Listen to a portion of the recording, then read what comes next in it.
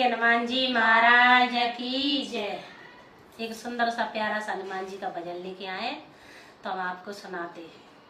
राम नाम की लूट है, लूट सको तो लूट, अंत समय पछताओगे जब प्राण जाएंगे छूट। नाच रहे हनुमान राम गुण गाय गाय के।